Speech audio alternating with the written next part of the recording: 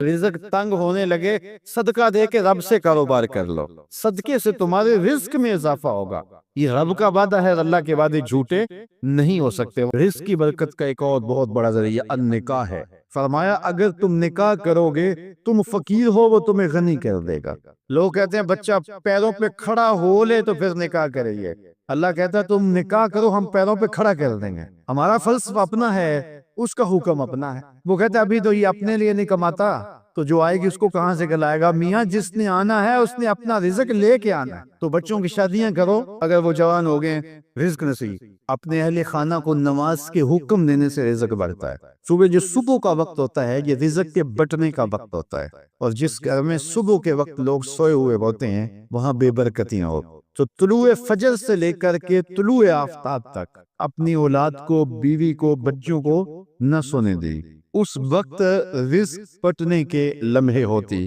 کثیر دعائیں مانگیں، تلاوت کلام مجید پڑھیں، اور نماز فجر مرد حضرات مسجدوں میں جا کے با جماعت ادا کریں، اور گھروں میں جو ہے وہ بیٹیاں بہنیں مصلی بچھا لیں تو اللہ کی رحمتوں کا نزول ہوگا۔ اب ایک حدیث میں رزق کے اضافے کا ایک اور نسخہ ارشاد کیا گیا۔ میرے حضور نے فرمایا جو شخص یہ چاہتا ہے کہ اس کے رزق میں برکتیں ہوں اور اس کی عمر میں اضافہ ہو تو وہ اپنے رشتہ داروں کے ساتھ سلوک اچھا کرے۔ رشتہ داروں کے ساتھ اگر اچھا سلوک کرو گے تو پھر تمہارے رزق میں برکت ہو۔ غریب ہیں تو ان کی مدد کرو، ان کی بیٹیوں کی شادیاں اپنے ذمے لے لو اگر اللہ نے آپ کو وسعت دی ہے، ان کی پریشانیاں بانٹ لو، ان کا قرضہ ہے تو اتارنے کی کوشش کرو، ان کو مشکلات سے نکالنے کی کوشش کرو۔ تم ان کو مشکلات سے نکالو گے اللہ تمہیں مشکلوں سے نکالے، تمہارے رزق میں بھی برکتیں ہوگی اور تمہارے مال میں بھی برکتیں۔ فرمایا بہتر صدقہ وہ ہے جو ناراض غریب رشتہ دار کو دیا جائے۔ اگر وہ پھنس گیا ہے، مجبور ہے، ناراض ہے، تو اس کو اگر دیں گے تمہارا نفس اس میں شامل نہیں ہوگا، تو یہ افضل صدقہ ہے جو ہر صورت میں قبول ہی قبول ہے۔ رزق کے اضافے کا ایک اور سبب الاحسان الی الضعفاء، جو کمزور لوگ ہیں ان کے ساتھ اس نے سلوک کرتا۔ الانفاق علی طلبۃ العلم، طالب علموں پہ خرچ کرنا، یہ بھی رزق میں اضافے کا سبب و ذریعہ ہے۔ وہ حضرت بابا فرید نے کہا نا چھٹا رکن دین کا روٹی ہے۔ گھر میں کچھ نہ ہو تو پھر نہ نماز اور نہ ہی دیگر امور کی لذت آتی ہے، تو یہ رزق فراواں اور وسیع اور مبارک نصیب کرتے اللہ۔ تو اس کے لیے ایک اور وظیفہ میں دیتا ہوں، اور وہ یہ کہ مغرب کے بعد 21 مرتبہ سورۃ الکوثر پڑھ لیں، کثرت ہو جائے گی انشاءاللہ۔ اول خدوشی پڑھ لیں، 5-7 منٹ لگتے ہوں گے، تو سورہ کوثر 21 مرتبہ روزانہ مغرب کی نماز کے بعد پڑھیں۔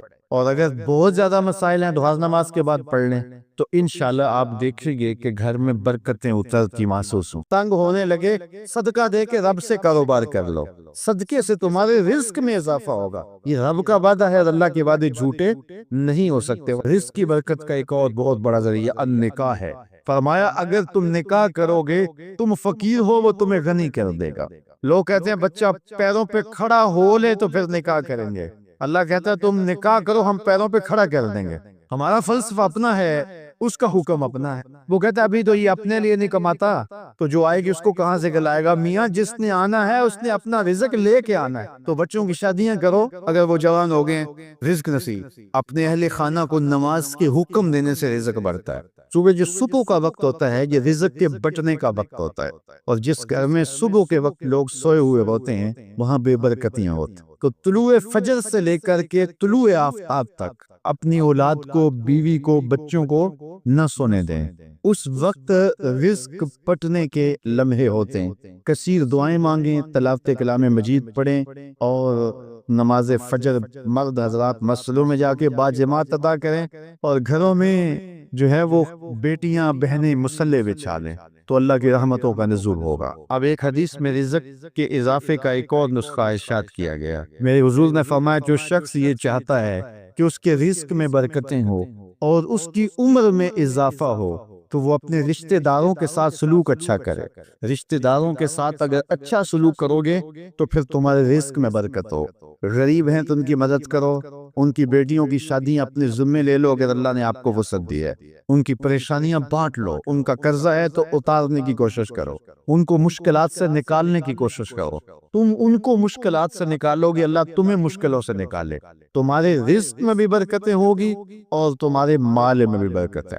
فرمایا بہتر صدقہ وہ ہے جو ناراض غریب رشتہ دار کو دیا جائے. اگر وہ پھنس گیا ہے، مجبور ہے، ناراض ہے، تو اس کو اگر دیں گے تمہارا نفس اس میں شامل نہیں ہوگا، تو یہ افضل صدقہ ہے جو ہر صورت میں قبول ہی قبول ہے.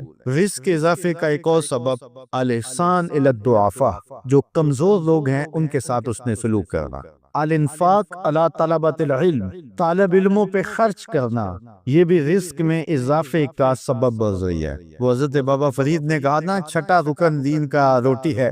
گھر میں کچھ نہ ہو تو پھر نہ نماز اور نہ ہی دیگر امور کی لذت آتی ہے. تو یہ رزق فراواں اور وسیع اور مبارک نصیب کر دے اللہ. تو اس کے لیے ایک اور وظیفہ میں دیتا ہوں، اور وہ یہ کہ مغرب کے بعد 21 مرتبہ سورۃ الکوثر پڑھ لیں، کثرت ہو جائے گی انشاءاللہ. اول آخر دوشی پڑھ لیں، 5-7 منٹ لگتے ہوں گے، تو سورہ کوثر 21 مرتبہ روز